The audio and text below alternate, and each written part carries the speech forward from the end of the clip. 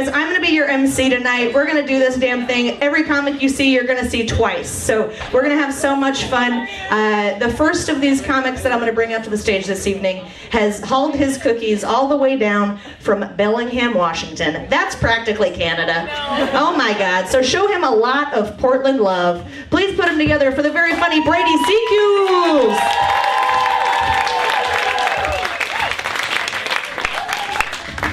What's up, Portland? How we doing? Woo! My name's Brady. I got in a confrontation with the Boy Scouts recently. I don't know if that's ever happened to you.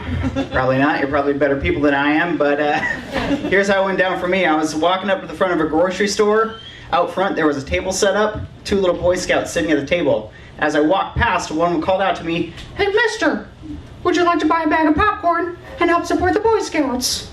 And I thought to myself, yeah, why not? I like popcorn, I like the Boy Scouts, let's do this. So I asked him, "How much, kid?" And he said, $15. I was like, whoa, fuck you.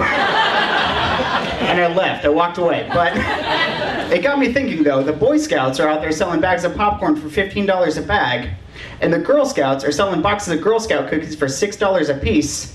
Holy shit, the wage gap starts young. Don't owe it that. I'm on your side. That's kind of fucked up. Some of you are looking at me like, is that really the price difference between those 2 items? Yeah, it is. Look at me. I'm a guy who knows how much Girl Scout cookies cost. I did the research. That was a burp in the middle. I was out drinking earlier, so this is going to be a little weird.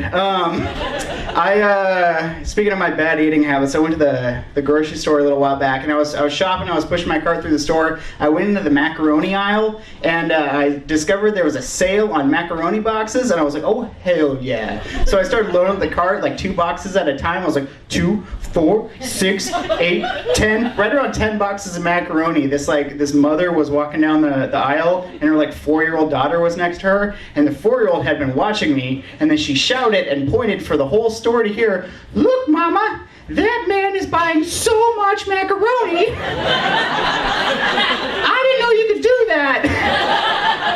And then her mom was trying to instill good eating habits in her child, and so she's like, "No, honey, that man is buying enough macaroni for a whole year."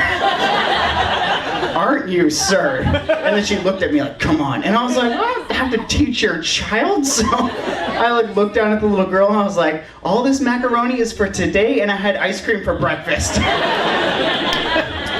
I'm married. What's up? Oh, I called you out and you were quiet. What's up? Oh, okay, cool. I'm married. I got a wife. That's how that works, I guess. I mean, I could have a husband. It's 2018. Love who you love. But I happen to have a wife. My wife is way too smart for me. This happened a little while ago. My wife and I, we both got new phones at the same time, but we got different phones from each other. So this one day we're hanging out in a mall food court and we're arguing over who had bought the better phone. You know, my phone can do this. Oh yeah, well my phone can do that. And my wife goes, she's just gonna kill the argument right here. She goes, "Please check this out." She pulls out her phone and she goes, "Okay, Google, what time is this show the Oscars were on the following day?" She goes, "What time the Oscars are on tomorrow?" And she said that out loud. And this guy, this stranger, is just walking through the mall food court. And he heard that and he goes, "Oh, the Oscars are on at 9:30 Eastern, 6:30 Pacific." And then he kept walking, and I'm like, what the fuck? And then my wife, without missing a beat, goes, "Did you see that? My phone just conjured a man." So she won. I should have got that fucking phone. I probably shouldn't admit this while on this show, but I work at a drug and alcohol recovery center. That's my day job. That's true. Don't worry, I'm not a fucking narc. So I work at a drug and alcohol recovery center. Some people have weird addictions, though. This guy came in. He came up to our front desk and he goes, "Hey, I'm addicted. Can you help me?" And our front desk was like, "Yeah, we try to help people with all sorts of addictions. What is your substance of choice?" And he was like, "Well, I'm addicted to buying and collecting baseball cards." And they were like, "What?" And he's like, "Well, yeah, it's gotten to the point where I've had to rent a second apartment that my wife doesn't know about so I can have a place to hang out and collect and sort my baseball cards. Can you help me?" And they're like, "Fuck no, man, that's weird." Just do heroin like everyone else, man. Jesus. It's also It's also part of my job to like, if someone surrenders a substance, it's my job and only my job in my whole facility, my job to dispose of those substances. Like at the police station though. So like, this happened a few weeks ago. This lady came in and she was like, yeah, I want to dispose of, it was steroids. And she came in with these 5 little glass vials with like yellow liquid in them. And you could tell they weren't from a real doctor's office because they only had one sticker on them and it was the Cobra Commander logo from G.I. Joe. And she was like, yeah, I want to get rid of these. And I was like, you're kind of tiny, you don't seem particularly roided out. Like, are these yours? And she said, no, they're my boyfriend's. Every time my boyfriend does steroids, he hulks out, he throws a dresser at me. And I was like, oh, Jesus, I will take those. So I took them, put them in my pocket, got in my car, drove across town to, I live up in Bellingham, so the Bellingham police station. I walked in, I go up to the front desk, and I admit I could have handled this better, but I didn't think it through. So I walk up to the lady, I was like, what's up? I got drugs for you. And she was like, oh, you stay here. I'm gonna get a police officer. And I was like, yeah, that makes sense. So she's like, Mark! So Officer Mark comes out and he's like, hey, what you got? And I was like, I think it's steroids. It's these little vials. And he's like, oh, so it doesn't come in pill form? And I'm like, no, it's these liquids. And he's like, oh, we don't take liquids here. And I was like, you what? And he's like, we don't take liquids. And I said, so what do you suggest that I do with these? And he said, do you have access to kitty litter? And I was like, yeah, I got a cat at home. And he said, cool. So you take it, you dump it in the kitty litter, it clumps up, and you throw it away. And I said, whoa, as a police officer, that's your advice to me? And he said, yeah. And I was like, so I just leave? And he's like, yeah. So it feels weird to go into a police station with drugs. It feels even weirder to leave the police station with drugs. But I did what he said. I went home and I dumped it into the kitty litter, and now my cat is fucking jacked. I hate that joke, I'm sorry. I've been working at this office for a few years now, and these women that I work with, they've always been my coworkers, but recently several of us got reassigned, and so now me and 3 women work in this one office together, which hadn't happened before. So on the first day that all 4 of us moved in, one of the women made a joke that apparently women make to each other. Ladies, let me know if you and your friends make this. So this one lady goes, oh, hey, you know what happens when women work together in close proximity? Their periods sync up. Yeah? But then the second lady was like, well, actually, because of medical reasons, I don't get a period. And then the third lady was like, actually, well, I don't get a period either.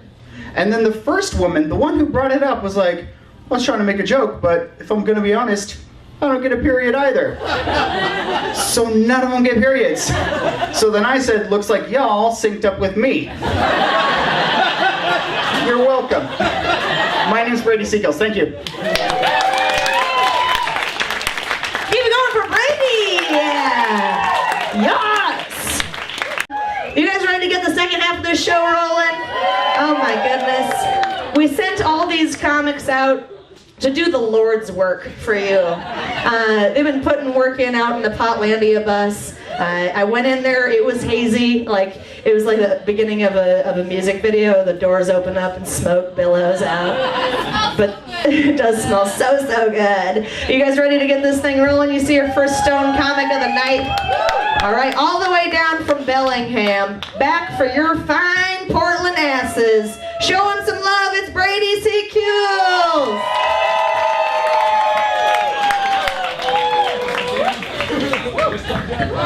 Oh man, okay. So, man, I'm so high. Okay. Let me, yeah, I'm gonna lean. I'll lean like this. This is good, thanks. So, oh God. No, this is good. I'm fine. I'm okay. So I was back there, right, in the green room, and I was hanging out, and everyone left, and I was by myself, and then I was zoning out, and I was thinking I was like in my own apartment, just by myself, and then everyone came back in, and I was like, how did you get into my apartment? And then I looked around at all like the shit on the walls, and I was like, what'd they do to my apartment? And then I was like, I'm not getting my deposit back now. Oh God. I don't do this often. But so I don't think that I'm good. This might be obvious, but I don't feel like I'm good at doing drugs. This one time my buddy called me up and he's like, hey man, do you want to do shrooms with me? And I never done shrooms, but I was like, yeah, sure. So I go over to it, so easily convincible. And I go over to his house and he goes, yeah, I got some shrooms. But he'd never done them and he didn't know how much to get. So he's like, yeah, he didn't check out dosages, which is important. But he was like, yeah, I got this big fat bag of shrooms. I don't know if that was enough, so I got another fat bag. So we had enough shrooms for like 10 people. And he goes, okay, so we're gonna, he was like, I got a secret planned. Thanks. He's like, I got a secret planned. So I'm gonna go in there, the room, and plan a secret. This is not how the story usually goes.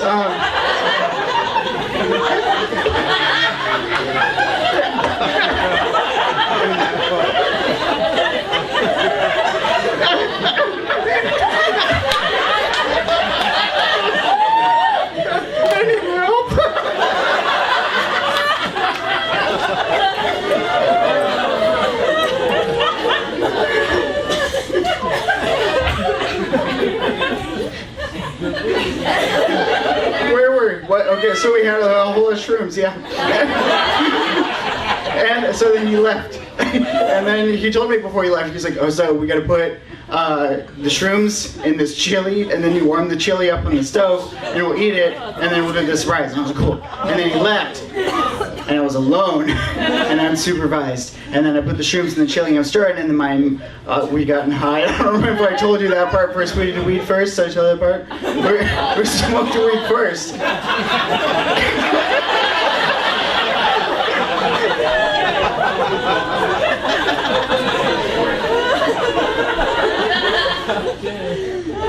How long have I been up here? 2 minutes and 42 seconds. Ooh. Did you guys know this would happen? Like, is this what usually happens? No, this is Okay. You're doing great.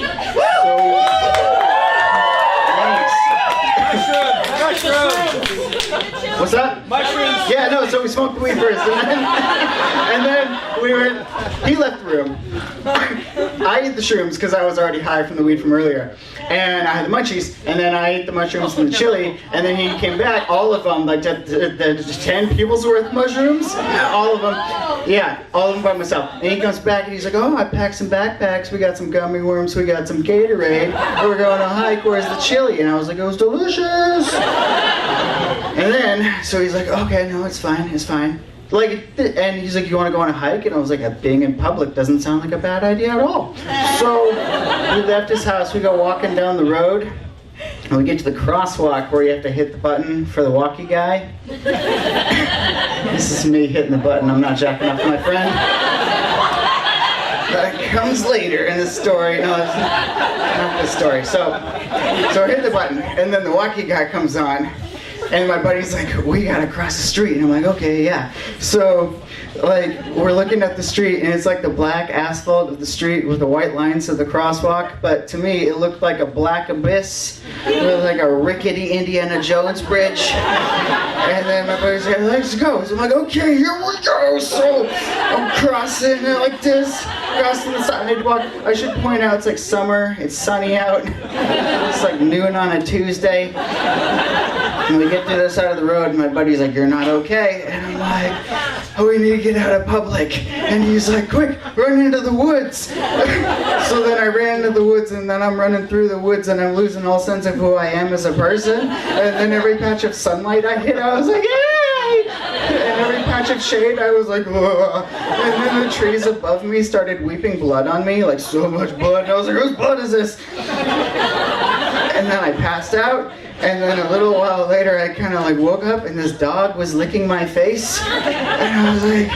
oh. And I looked around, and you guys, the dog was so beautiful. I was thought it was such a kind gesture for the dog to be licking my face, and I was like, I should reciprocate. So I started licking the dog.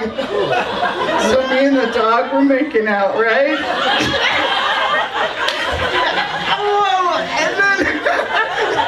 Okay, and then I look up, and the dog is attached to a leash, and the leash is attached to the dog's owner, and the owner's on the phone with the police.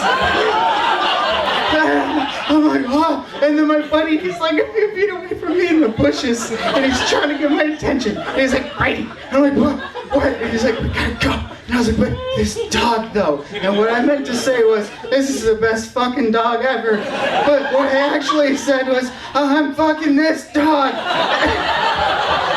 And then my buddy jumped out and he grabbed me around the chest and he pulled me away. And he's like, we're going home. And I was like, thanks. And then I jumped in his bed.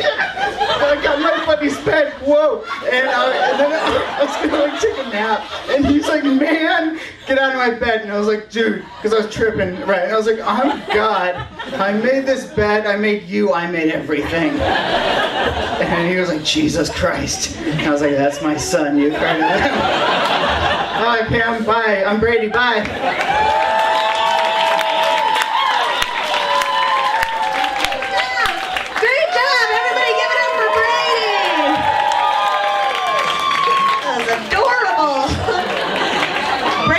In the back of the room, she was like, this is just how he is when he's at home. You guys give it up for him one more time, all the way down from down here.